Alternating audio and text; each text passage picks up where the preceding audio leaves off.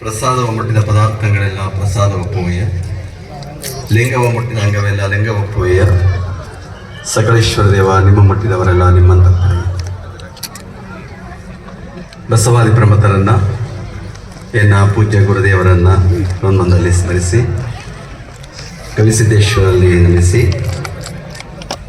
ತನು ನಿಮ್ಮದಿಂದ ಬಳಿಕ ನಿನಗೆ ಬೇರೆ ತನವಿಲ್ಲ, ಮನ ನಿಮ್ಮದಿಂದ ಬಳಿಕ ನಿನಗೆ ಬೇರೆ ಮನವಿಲ್ಲ, ಧನ ನಿಮ್ಮದಿಂದ ಬಳಿಕ ನಿನಗೆ ಬೇರೆ ಧನವಿಲ್ಲ, ಇಂತಿ ತ್ರಿವಿಧವೂ ನಿಮ್ಮದಿಂದ ಬಳಿಕ ನಿನಗೆ ಬೇರೆ ವಿಚಾರ ಉಂಟೆ. ಚನ್ನಮಲ್ಲಿಕಾರ್ಜುನ ಅನ್ನುವ ವಚನದಂತೆ ಕೊಪ್ಪಳ ಗವಿಸಿದ್ದೇಶ್ವರ ಮಠದ ಅಭಿನವ ಗವಿಸಿದ್ದೇಶ್ವರ ಪರಮ ಪೂಜ್ಯ ಶ್ರೀಗಳಲ್ಲಿ ಸಮರ್ಪಿಸಿ, ಈ ಸಮಾರಂಭದಲ್ಲಿ ಮತ್ತೊಬ್ಬ ಪೂಜ್ಯರು ಆಗಮಿಸಿ ಆಶೋಚನೆ ನೀಡ್ತಾ ಇರುವಂತಹ ಹುಬ್ಬಳ್ಳಿ ಹಾಗೂ ಷಣ್ಮುಖಾರೂಢ ಮಠದ ಆತ್ಮೀಯರು ಪೂಜ್ಯರಾದ ಅಭಿನವ ಸಿದ್ಧರೂಢ ಮಹಾಸ್ವಾಮಿಗಳ ಲೇಷಣ ಸಮರ್ಪಿಸಿ, ವೇದಿಕೆಯಲ್ಲಿರುವ ಎಲ್ಲ ಪೂಜ್ಯರ ಲೇಷಣ ಸಮರ್ಪಿಸುತ್ತಾ ಇವತ್ತಿನ ಈ ಜಾತ್ರಾ ಮಹೋತ್ಸವದ ರಥೋತ್ಸವವನ್ನು ಉದ್ಘಾಟನೆ ಮಾಡಿ ನಿಮ್ಮೆಲ್ಲರನ್ನ ಕುರಿತು ಮಾತನಾಡಿದ ಹಿರಿಯರು, ವಯೋವೃದ್ಧ, ಜ್ಞಾನವೃದ್ಧರು, ಸಂಗೀತ ದಿಗ್ಗಜರು ಆದ ಶ್ರೀ ವೆಂಕಟೇಶ್ ಕುಮಾರ್ ಅವರೇ, ಮತ್ತೊಬ್ಬ ಮುಖ್ಯ ಅತಿಥಿಗಳಾಗಿ ಆಗಮಿಸಿರುವ ಸಂಸ್ಕೃತಿ ಚಿಂತಕರು, ರಾಷ್ಟ್ರೀಯ ಪ್ರಶಸ್ತಿ ಪುರಸ್ಕೃತರು, ಚಲನಚಿತ್ರ ನಿರ್ದೇಶಕರು ಆತ್ಮೀಯರಾದ ಡಾಕ್ಟರ್ ನಾಗತಿಹಳ್ಳಿ ಚಂದ್ರಶೇಖರ್ ಅವರೇ, ಇನ್ನಿಬ್ಬರು ಕೂತವ್ರೆ. ಅವರಿಬ್ಬರು ಏನು ಹೇಳಬೇಕು ಅಂತ ಗೊತ್ತಾದಿಲ್ಲ, ಅದನ್ನು ಆಮೇಲೆ ಬುದ್ಧಿಲಿ ಹೇಳ್ತಾರೆ. ನಿಮ್ಗೆ ಯಾವಾಗಲೂ ಕೂಡ ಪ್ರತಿ ಜಾತ್ರೆಯಲ್ಲೂ ಕೂಡ ಇಂಥ ಒಂದು ಸಸ್ಪೆನ್ಷನ್ ಇದ್ದೇ ಇದೆ. ಎಲ್ಲೆಲ್ಲಿರ್ತಾರೋ ಅವ್ರನ್ನ ಹುಡುಕಿ ತಂದು ನಿಮಗೆ ಪರಿಚಯಿಸುವಂಥ ಬಹುದೊಡ್ಡ ಕಾರ್ಯವನ್ನು ಪೂಜ್ಯರು ಮಾಡ್ತಾ ಇದ್ದಾರೆ. ಅಂತಹ ಸಾಧಕರು ಇಬ್ಬರು ವೇದಿಕೆಯ ಬಂದಿದ್ದಾರೆ. ಸಾಧಕರೇ, ಎಲ್ಲ ಆತ್ಮೀಯರೇ, ತಾಯಿಂದರೆ ಮಕ್ಕಳೇ, ಗವಿಸಿದ್ದೇಶ್ವರ ಮಠದ ಪವಿತ್ರ ಜಾತ್ರಾ ಮಹೋತ್ಸವದ ಮಹಾರಥೋತ್ಸವದಲ್ಲಿ ನಾವೆಲ್ಲ ಪಾಲ್ಗೊಂಡಿದ್ದೇವೆ. ನೀವೆಲ್ಲ ಅತ್ಯಂತ ಭಕ್ತಿ ಶ್ರದ್ಧೆಯಿಂದ ಇಲ್ಲಿ ಪಾಲ್ಗೊಂಡಿರುವಂತಹ ಅವರು.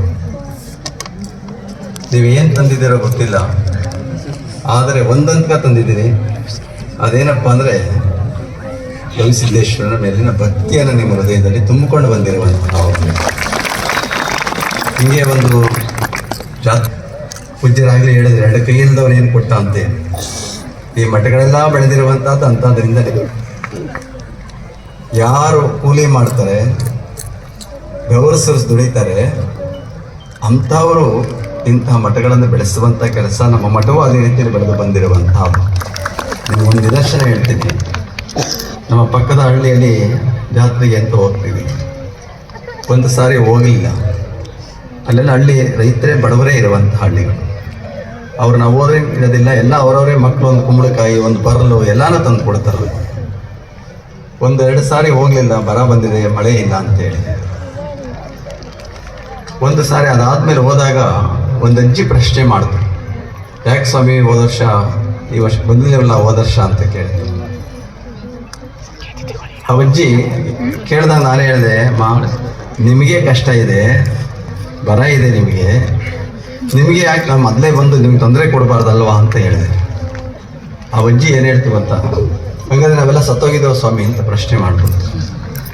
ಆ ಅಜ್ಜಿ ಹೇಳಿದ ಮಾತು ಅಂದರೆ, ನಾವು ಒಂದು ತುತ್ತು ಅನ್ನೋದ್ರಲ್ಲಿ ನಿಮ್ಗೆ 4 ಕಾಳು ಕೊಡ್ತೀವಿ ಸ್ವಾಮಿ ಅಂತ ಹೇಳಿದೆ. ಅದು ಮಠಕ್ಕೆ ಕೊಡುವಂಥ ಭಕ್ತಿ ನಿಮಗೆ ಅಂತ ಭಾವಿಸ್ಕೋಬೇಕಾಗಿರೋ. ಹಾಗೆ ಒಬ್ಬ ಅಜ್ಜಿ ಇಂಥ ಒಂದು ಜಾತ್ರೆಗೆ ಹೋಗ್ಬೇಕು, ನಾನು ಗವಿಸಿದ್ದೇಶ್ವರನ ಏನಾರು ಅರ್ಪಿಸಬೇಕು ಅಂತ ಬಹಳ ಚಿಂತೆ ಮಾಡಿದ್ರು. ಆ ಅಜ್ಜಿ ಏನು ತಗೊಂಡೋಗ್ಬೇಕು ಅಂತೇಳಿ ಬೇರೆಯವರೆಲ್ಲ ಏನೇನೋ ತೆಗೆದುಕೊಂಡು ಹೋಗ್ತಾ ಇದ್ರು. ಒಂದು ಚಿಂತೆ ಮಾಡಿ ಒಂದು ಹಸು ಸಾಕೊಂಡಿತ್ತು. ಅದು ಹಾಲು ಕೊಡ್ತಾ ಇತ್ತು. ಅದ್ರ ಹಾಲು ತೆಗೆದುಕೊಂಡು ಹೋಗೋಣ ಅಂತ ಹೇಳಿ ಹಸುವಿನ ಹತ್ರಕ್ಕೆ ಹೋದಾಗ ಬೆಳಗಿನ ಜಾವ ಅದೇ ಹಸುವಿನ ಕೆಚ್ಚಿನ ಹಾಲು ಕುಡಿತಾ ಇತ್ತು. ಎಂಜೆ ಮಾಡ್ಬಿಟ್ಟದೆ, ಗವಿಸಿದ್ದೇಶ್ವರ ಕೊಡೋಕ್ಕಾಗಲ್ಲಪ್ಪ, ಬೇಡ ಇದು ಅನ್ನಿಸ್ತು.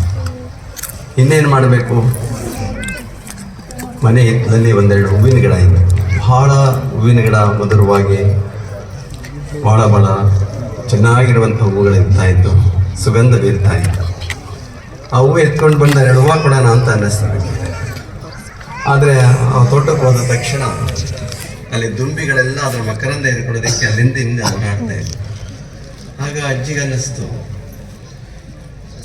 ಹೂವ ಮೀಸಲು ಎಂದು ಹೂವ ತರಲು ಹೋದೆ, ಜಾಣ ತುಂಬಿಗಳಿಗೂ ಹೂವ ಎಂಜಲು ಮಾಡಿ. ಈ ಹೂವು ಬೇಡಪ್ಪ, ಇದು ದೇವರಿಗೆ ಕೊಡುವಂಥ ವಸ್ತು ಅಲ್ಲ, ದುಂಬಿ ಎಂಜಲು ಮಾಡಿದೆ ಅಂತ. ಇನ್ನೇನು ಮಾಡಬೇಕಲ್ಲ. ಪಕ್ಕದಲ್ಲಿ ಒಂದು ಹಳ್ಳ ಹರಿತಾ ಇತ್ತು, ನೀರು. ಅದು ನೀರು ಚೆನ್ನಾಗಿರೋ ನೀರು. ಹೋದ ತಕ್ಷಣ ನೋಡ್ತಾರೆ, ನೀರು ತೆಗೆದುಕೋಬೇಕಿದೇನು, ಮೀನೆಲ್ಲ ಓಡಾಡ್ತಾ ಇತ್ತು. ಮೀನು ನೋಡಿ ಅವಳಿಗೆ ಅನ್ನಿಸ್ತು, ಓ ಜಾಣ ನೀರು ಮೀಸಲು ಎಂದು ನೀರು ತರಲು ಹೋದೆ, ಜಾಣ ಮೀನುಗಳಿಗೂ ನೀರು ಎಂಜಲ ಮಾಡಿ. ಇವ್ಯಾವುದೋ ಬೇಡಪ್ಪ, ನೀವು ನೀರು ಎಂಜಲಾಯಿತು, ಆಗ ಎಂಜಲಾಯಿತು, ಹೂವು ಎಂಜಲಾಯಿತು, ಏನು ನೋಡಿದ್ರು ಎಂಜಲ್.